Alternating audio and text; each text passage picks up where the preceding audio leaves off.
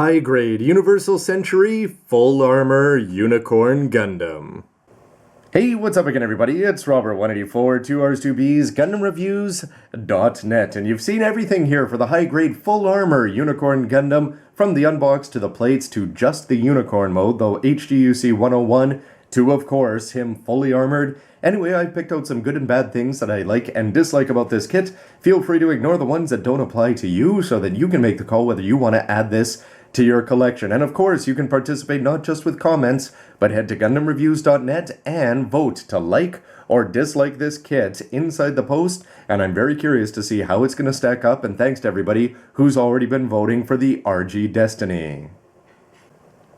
Let's do the negatives first here, starting with the fact that when you crack open the box and you pull out the plates A to D, you're going to say, wait a minute, these are exactly identical to the HGUC 101 Unicorn Mode release. And for somebody like me, that's disappointing, even though I haven't even built it. So if you have already built it, I've got to wonder how that already feels. It just seems like you're buying the same kit twice with a whole bunch of weapons added on. And along those lines, Bandai still doesn't do these things right, where they're going to be telling you in the manual to throw out the shield connector. So if you do want to just have him in his unicorn mode before you put on the full weapon system there, it's just going to be disappointing because you may already have that piece of plastic in the garbage. The lining options, that's going to have to be up to you. It seems like they could come across as being a little bit limited here. They don't go too deep in some places, and other places, because especially on the side of the chest, they're going to be putting in multiple pieces. It just seems a little bit strange. And then you've got to look at the omissions from this same kit. He has no beam magnum. He has beam sabers. They're going to be dropping down into the hand. The actual grips themselves won't stay in there. The beam sabers in the forearms aren't going to be working very well. You can't even have them displayed all that well. They're going to the trouble of giving you 4, but 2 of them aren't going to be using to their full potential there. But the big knocks ultimately have to be the mobility. You're talking about just above 90 degrees for the legs and the elbows. Really no excuse when you're not working your way around a psycho frame. It just seems like this guy should be overly posable and cool, and instead he's disappointingly not. And the biggest issue for me is just that he's going to be collapsing over and over and over again over the course of the review. His ankles would give out. I thought they looked a little bit ugly as there's too much gray that we're seeing from the front, but in practice they did not work at all. But onto the full armor specifically there, you've got to wonder because it's a little bit disappointing. They're going to be giving you bazookas, but they are different colors. The 2 on the back and the 1 in hand are going to be totally different. It just seems a little bit jarring there. And they're also not going to have exactly the same features in terms of the way they could be held in hand with 2 hands, and it just seems they come across as being a little bit strange. Also, the main one that they're going to be giving you, they don't show it off in any of the options. They are always going to be focusing on the beam magnum once he's got the Gatling guns in hand, which means that the main one that they give you seems to be coming across as a little bit wasted when he goes full magnum. Speaking of the beam magnum, they only give you 1. The plate is clearly designed to have multiple copies on there, and it's going to be in a different color from what you were getting with the regular HGUC 100 release. It's again just these little kind of details here that are offsetting, because if you want to take that gray one from him and put them in hand, they're just not going to be the same color. Seems strange. The shields, they're going to be different too as well for the ones that are on for the polycap there. They could have just added in the exact same part so that they could have had a polycap inside. So if you wanted to attach one onto either forearm there, they could have added in something like an extra grip when you're printing up D and E plates in gray kind of thing. For the full armor version, why not just make them as posable with as many options as possible? Instead, they're telling you to be throwing them out. The Gatling guns, how do you feel about that? 6 parts when you put them all together there. Compared to the Master Grade, that is a huge step down. For some people, that's going to be a plus. For others, it's going to be a minus. But on the plus side, they do definitely look very good. The hand grenades, you got to be careful with things like that because some of them, they're going to be leaving ugly cut marks and they're going to be on the front. So when you're designing it and you put them on the body, you want to make sure that you've got the good side forward as always. And ultimately, the question has to be, how do you feel about the full armor design? Well, he's hardly armored at all, besides the fact that he's got shields in 3 places instead of 1. The weapons that are on the back just come across as being a storage rack and not for use. So what do you think of the design, and what do you think specifically about him being an all-white, or is there a better option out there? For the positives, ignore the MS you're seeing there, because one of the cool things about this is he's actually going to be interchangeable. But to kick things off at the beginning, well, I'm still going to say that it is a plus because you are getting this kit, and if you haven't bought it already, that's great. But look at that cover art there, and for 3,000 yen, I think it's going to be coming across as being pretty reasonable because you're talking about 3,000 with 1,500 going towards the Gundam itself and 1,500 for the weapons. I'd pay 1,500 yen for these weapons because you're getting 5 solid plates there, a few good colors in there, and just tons of play options that are going to be fun to get together. And you can see here that it's not just limited to the kit that brought you here to the dance.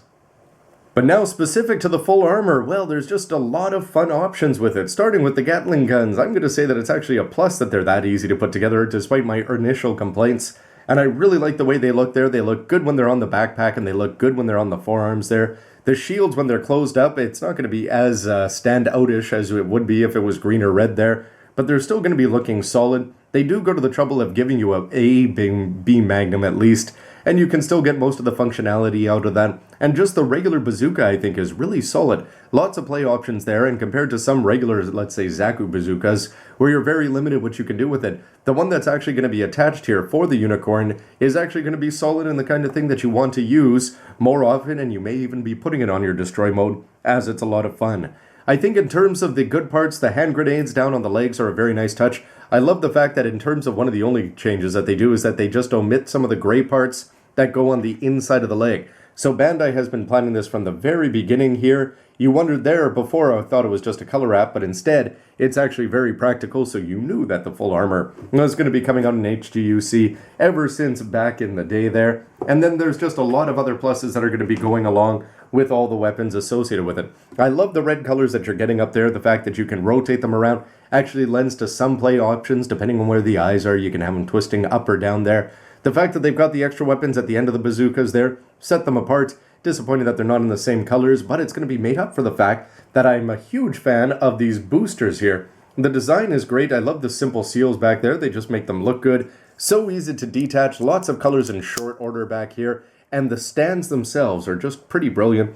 You saw that all you have to do is plug them in the right way, make sure you line everything up, and then he's going to be able to stand up on the ground with everything attached, and it just comes across as being cool. And the best part has to be almost just that you can get him up in the air just like this. I didn't do it because I didn't want too much white on this Banshee here, but the idea would be you could plug him in there, and with an action base too, you're going to have him jetting off, looking dynamic as he gets ready to fight, and then you're actually going to be getting some poses, which is somewhat surprising for a brick-known mobile suit. But with his white parts fully adorned, here he is in his destroy mode, getting angry, and yet still full armored here. Really, the only big differences are going to be is that these shields should be open on either side, and then the shield on the back is not going to work out. You'll notice that the white parts there have popped out because they're just going to get in the way there.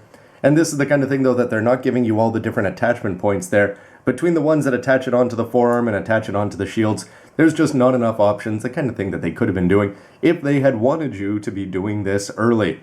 But in terms of the positives, just look at this. I mean, this is exactly what you want to see as you go off to a weapon of war. It's the kind of thing that we didn't see recreated with the Master Grade, as we got the green frame there, so you just have to put it on your own destroy mode if you want to. But for the red for the hand grenades and for the missile pods there, you'll notice that the missile pods aren't going to go in unless you actually detach those and and put everything back on. And I'd have to check if the size is going to be identical. But in terms of looks here, this kit has a lot of positives. The fact that it can get up in the air, it can show everything off, is all going to be good. But the verdict here is going to be a little bit strange because there's a couple things to think about. First of all, have you already built this guy from the HGUC 101 line? If you have, you're going to be very disappointed building him for the second time. And for the weapon system on the back, yeah, it's actually a lot of fun. I like almost every aspect of it. I think it's about 1,500 yen well spent. You can put it on this guy and make it look good. You can put parts of it on the Banshee and make it look good. You can put it on destroy mode and make almost everything look near perfect, except for the shields and just a few other finicky details. But overall, the question is going to be, when you saw the plates there, we're going to be getting this one in the future. It'll just be a question of whether they do it in red or green. For those of you that have read the novels, I'm sure you know. Anyway, it's the kind of thing where I'm going to recommend for this kit, especially if you've already got this guy, just hold off.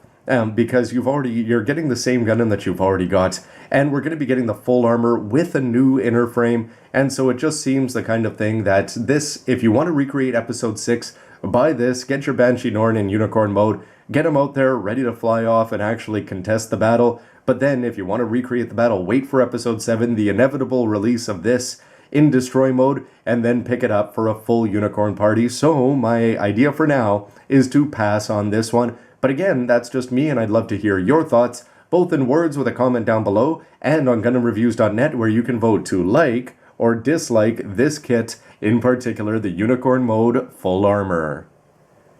So here is my high-grade Universal Century Unicorn party there. And I've just got to say that I'm sort of happy I skipped out on the Banshee and the Unicorn in their Unicorn modes and just focused on the Destroy mode, as that's the one that I always enjoy showing off in Master Grade form. The Norn, though, and the Full Armor, it's a nice opportunity to complete your set if you want to have both of them in both of their modes. So you can definitely see the appeals there. It's just going to be a question of how many total versions will we be getting. Will we be getting a white Norn, as we've already seen with the magazine tie-in? Anyway, can't wait to find out. And then, of course, for other speculation, where could it go? There's long been speculation about a perfect grade unicorn, how expensive it would be and how awesome it would be. Imagine if it lit up. I'm sure that's delighted many people thinking around the holiday season. Anyway, everybody, I can't wait to see what else we are going to be getting, because when episode 7 comes, Bandai, you wonder, are they going to be getting off this magical money train where we be buying the same kit with slight mold and color changes again and again and again, because it is Universal Century and because it is in UC and it animated so well. Anyway, of course, we have to find out in terms of other speculation, will we be getting a different version of the Master Grade that's not going to be the novel version? Anyway, love to hear your thoughts, and please stick around for lots more news, reviews, and everything else you can use. And please let me know what you think of this kit, the video, and everything else. We'll see ya.